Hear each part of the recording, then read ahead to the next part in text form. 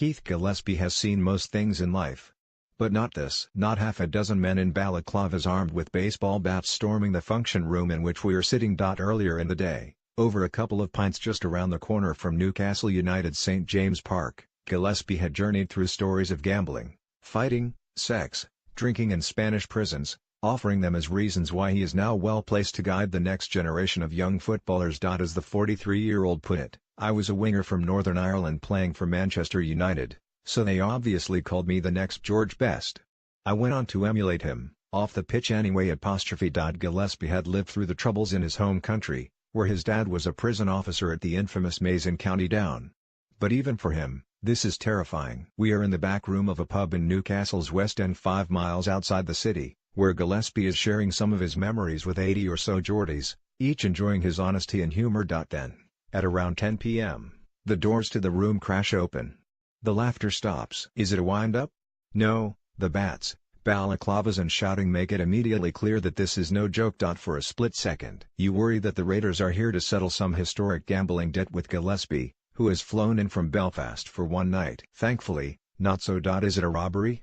As one punter points out later, Gillespie was declared bankrupt a few years ago, so they had picked the wrong ex-footballer if theft was their motive. No, it soon becomes apparent the gang are looking for someone. Mercifully, their target is not here. After what seems like 90 minutes rather than 90 seconds, they smash back through the doors and are gone. Wheels screech in the distance. Chests exhale nearby. A woman in the crowd breaks the tension. "I'm sorry," she hollers towards Gillespie. "I booked them as the strippers for a hen-do, but they must have got the wrong night." The host, Graham Forster, seated with Gillespie behind a wooden table, adds, "Did anyone check their tickets?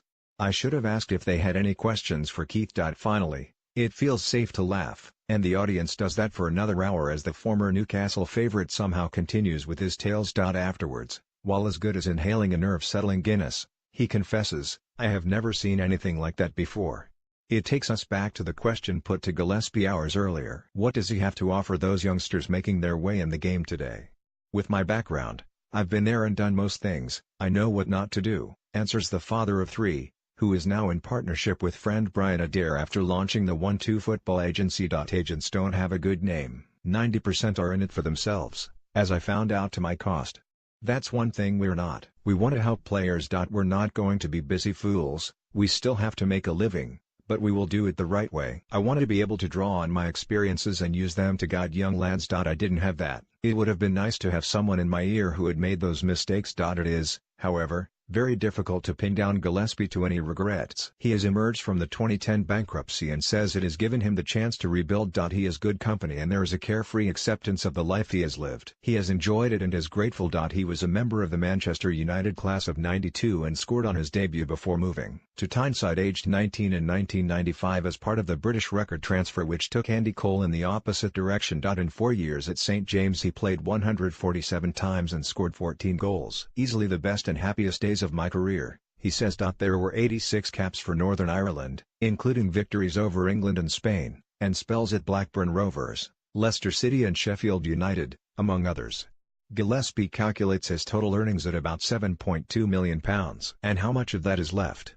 None, he admits. It is well documented that gambling was Gillespie's vice, losing £47,000 in one day while at Newcastle, or Black Friday, as he calls it. 2 days prior to that, however, he reveals that he took his gambling addiction with him onto the pitch during a League Cup tie at Stoke City. "I won £3,500 on the horses over the phone in the team hotel in the afternoon," he starts. "So I then had £500 on Peter Beardsley's first goal and Beardsley's first goal doubled with 2-0, 2-1, 3-0 and 3-1. Peter scored early and we were 3-0 up with about 15 minutes to go when Darren Peacock, a defender, don't forget, ventured forward and rifled one in the top corner.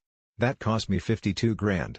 The entire team went to celebrate with him, it was such a novelty." Where was Gillespie? "Walking back towards the halfway line on my own," he says. "It was only that day I discovered what Darren's middle name was. And what is that?" "Darren F. Peacock," replies Gillespie with a smile. But there is a more serious tone. "Gambling is a problem in football, it always will be. It's rife," he adds. "It's so accessible now. When I first started, you could only lose what was in your pocket. You had to get to the bookies. Eventually, phone betting was my downfall. But now, you don't even have to speak to anyone, It's just a click of your finger away. More needs to be done. Gambling is one area where I really hope to help. I never had a problem with drink, insists Gillespie. I never had any alcohol in the house, it was always social and I think I did it at the right times. And that would be my advice to young players now, you're still human. Do it in moderation and only when it is appropriate. A mid-season trip with Newcastle to Dublin in 1997 was one such occasion where it seemed appropriate for a few beers. It was the moderation Gillespie and the likes of Alan Shearer ignored. The scene is the swanky Café Insane in the heart of Ireland's capital. We were all around a big table playing drinking games, begins Gillespie. I was losing. I knocked some cutlery over and Alan told me to pick it up. I said, fuck off. Outside now. I was walking out in front of Alan thinking, I've got no chance here, just get the first punch in at least. I thought I'd swung and missed. Alan says I actually clipped him, but it couldn't have been much if I did. Because he swung once and caught me on the side of the head and I fell and hit a plant pot. The lads all ran out and there was blood everywhere. The next thing I knew, I'd woken up in hospital. Rob Lee told Steve Howe to sort it out, just give the police a story. Because Alan was England captain. Steve got back to the hotel and said to Rob it was all okay. He'd told the police I was the victim of a hit-and-run driver. So now the guards are running around Dublin looking for some fellow who has knocked me over. The next day Alan was the first at my door and we laughed about it, one of those drunken things. Although he admitted he was worried at one stage he might be facing a manslaughter charge. We break off as Gillespie is approached by a woman who wants a selfie to send to her son. He obliges and it leads us into another recollection, one taking in the misdeeds of drinking, women and fighting. I met two girls in town one night and was dropping them off in a taxi, he says. One of them invited me in. We were upstairs and all of a sudden there was someone at the front door. I ran across the hallway and into another bedroom. I jumped in a bed and pretended to be asleep, just acted as if I was drunk. I remember the light coming on and turning over to see her boyfriend stood there. He looked at me and said, fuck hell, it's Keith Gillespie. Have you been swore lass? We started throwing punches, like something out of the Wild West. I managed to get to the stairs and ran straight out of the front door. I suppose the one thing I always had was pace. It was that same turn of foot which Gillespie used during the match which has come to define his career. Newcastle's 3-2 victory over Barcelona in the club's first Champions League match. We are now in Pavel's Gents Hairdressers, named after the late Pavel Cernicek and owned by a friend of Gillespie, as we escape the noise of the after-work crowd. On the walls are pictures of Newcastle stars of yesteryear, including Gillespie on that famous night when he laid on two of Tino Asprola's 3 goals after burning by Barca left-back Sergi and crossing for the Colombian to head home. You could not have scripted what happened, he says. Part of my success was innocence, really. I didn't know how good Sergi was. When the Spanish football was broadcast on a Sunday night, I was always down the big market. So here was this player regarded as one of the best in the world and I'm thinking, I wish I could play him every week.